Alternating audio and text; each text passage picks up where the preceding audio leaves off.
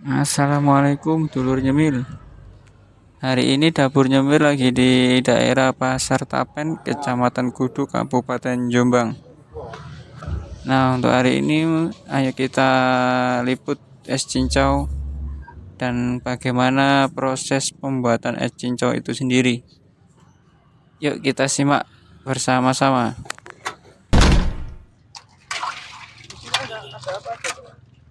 Ya ada cincau, mutiara, gula merah sama santan. Oh, ini santan, Pak. Ya, Langsung ya, kasih esnya. ya santannya langsung campur es biar awet. Jadi kan enggak apa namanya enggak cepat berubah gitu. Kalau kalau santan nggak dicampur es nanti cepat berubah. Tapi ya resikonya harus cepat habis. Kalau lambat ya resikonya ya santannya jadi terlalu encer itu. Jadi maksimal ya berapa ya, sekitar 6 jam lah, 6 jam harus sudah habis. Kalau nggak habis ya sudah lah, udah buang. Beda sama yang dipisah, ya mungkin bisa bisa bisa sampai sore juga, tapi ya rasanya beda, memang nggak konsisten. Berubah-berubah gitu. Itu kan Bapak siapa? Nama Namanya Bapak Jamal. Bapak Jamal. Asli Ya, Bandung, Pak? asli Bandung, Bandung mana itu? dari Ciamis. Oh, Ciamis. Ya, Ciamis, Jawa Barat, Priangan Timur.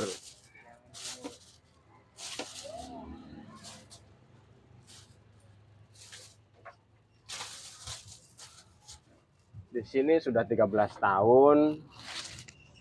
Rantau ke sini berapa tahun?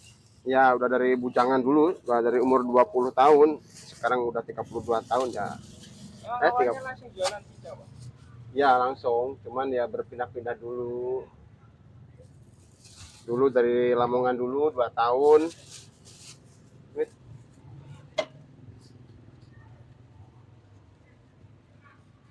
29. Kalau selikur kan? 29. 2. Oke. Merantau sendiri apa punya istri, Pak? Nah, sekarang sudah punya istri di sini, yang memang dapat orang sini.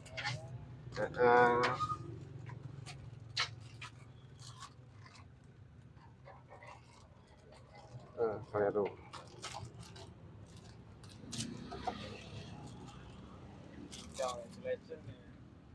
Ya sebenarnya ya cukup legend sih. Kalau di Jawa Barat sendiri itu ya memang sudah sejak dulu kala ya memang ada.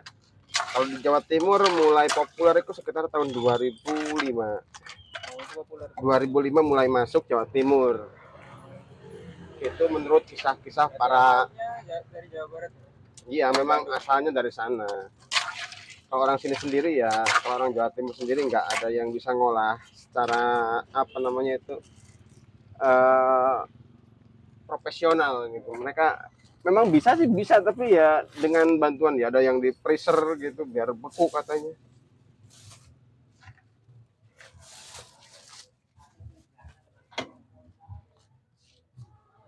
Susu berapa?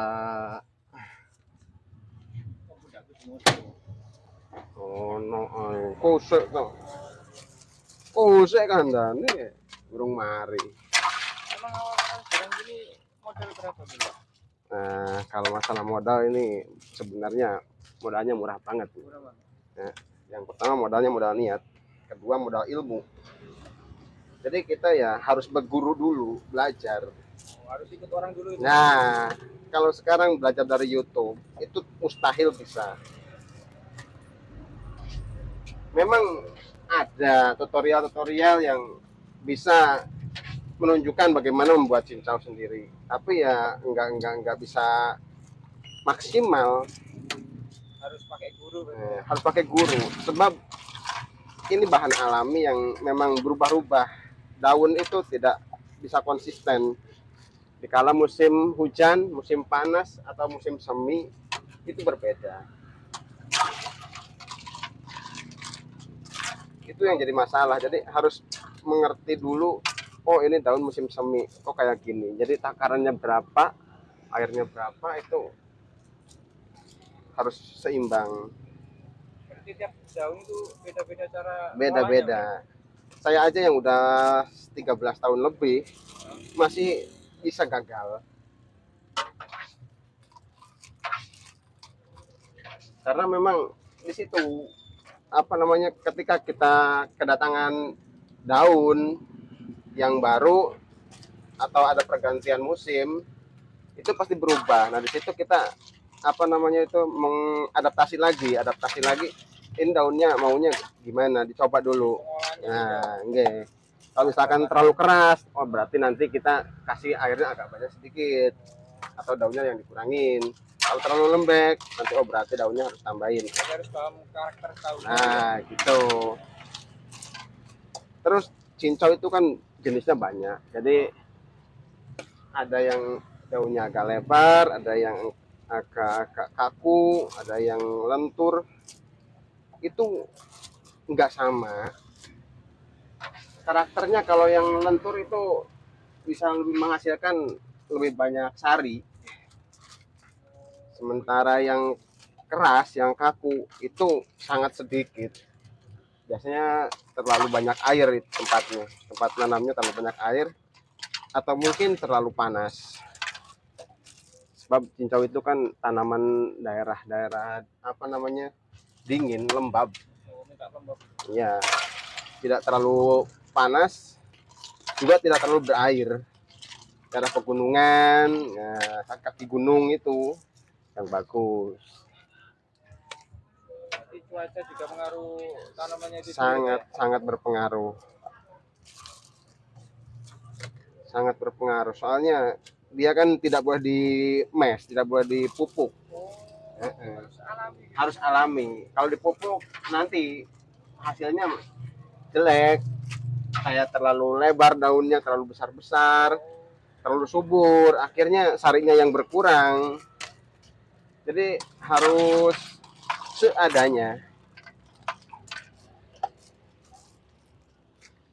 Tuh masalahnya di situ.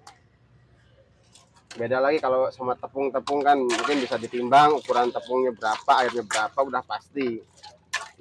Minimal kegagalan kan hanya sekitar 1-2% lah gitu.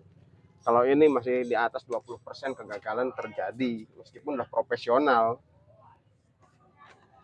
Untuk daun yang dipakai itu muda, tua, atau dua-duanya bisa dipakai? Nah, sebenarnya kalau masalah daun itu ya harus yang agak tua. Jadi sedangkan ke atas lah gitu, apa namanya? Ya udah nggak nom banget. Tapi terlalu tua ya jelek. Sedangkan jadi masa panennya itu nanti dihitung bulan, ketika dari mulai terubus ke panen itu sekitar kurang lebih 2,5 sampai 3 bulan. Kalau udah 4 bulan itu udah jelek, biasanya dibabati, terlalu tua.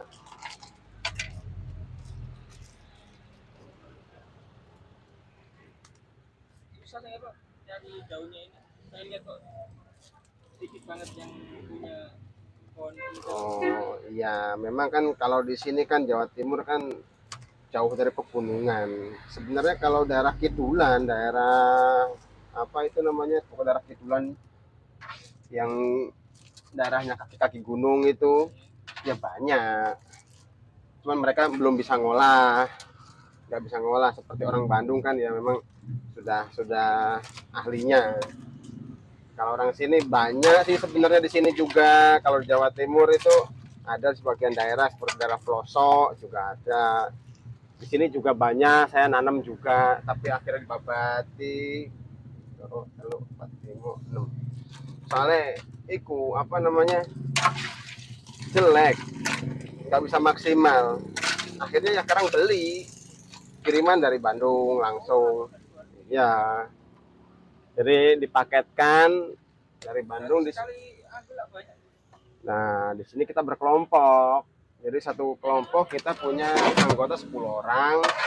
Nanti pesan, akhirnya berapa jumlahnya, 1 minggu sekali datang. Itu. Jadi nanti dibagi lagi. Kalau nggak berkelompok ya kan nanggung. Sebenarnya kan satu orang itu biasanya maksimal kalau ramai itu hanya habis 2 kilo sampai 3 kilo daun per hari. Itu maksimal. Kalau saya sendiri sih 1,5 kilo ya udah cukup. Ya jam 8 pagi tiap hari konsisten. Maksimal ya duhur setengah 1 siang udah pulang. Ya nggak mesti, soalnya kan di situ kan saya jelasin bahwa santan yang di es itu resikonya ya harus tepat. Kalau misalkan nggak habis pun, kalau misalkan waktunya sudah habis, ya sudah, jangan diteruskan. Itu kan percuma, rasanya sudah hambar, udah nggak bisa maksimal. Jadi makanya saya pulang lebih cepat. Jam setengah 1, jam 1 siang itu udah maksimal banget tuh kan. Kalau misalkan ada tamu, ada orang yang ngejak ngomong nggak pulang-pulang. Kalau misalkan nggak ada teman yang ngejak ngobrol ya jam setengah 1 siang udah maksimal pulang guys. 1, 2, 3, 4, 5, 6, 7, 8, 9, 10, 11, 12, 13. Oke. Sampai mana? Tips untuk jualan bisa awet itu apa, Pak?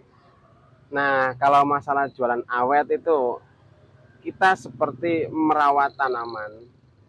Kita nanam pohon mangga. Kita rawat dari kecil, terus kita rawat, kita tunggu sampai berbuah itu berapa tahun. Nah, sebelum itu berbuah, jangan kita petik-petik dulu, jangan kita open-openin dulu. Kita terus tunggu sampai besar. Nah, setelah berbuah barulah kita panen. Dan situ kita hanya bisa, setelah itu kita sudah tidak memerlukan lagi pupuk banyak, karena udah pasti konsisten setiap tahun berbuah. Nah, jadi intinya itu kita harus sabar terus tetap konsisten kita jualan. Setelah itu ya mudah-mudahan Gusti Allah memberikan kita berkah, bisa langgeng awet gitulah udah. Intinya sabarlah ya.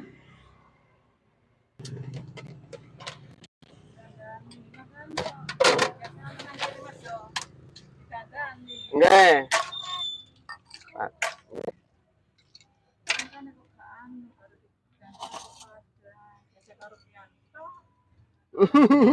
Oh iya. 4 bungkus, oke.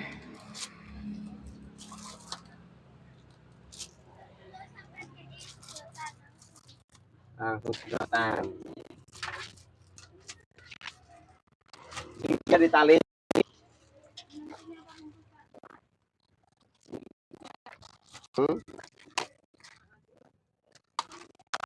Sedot.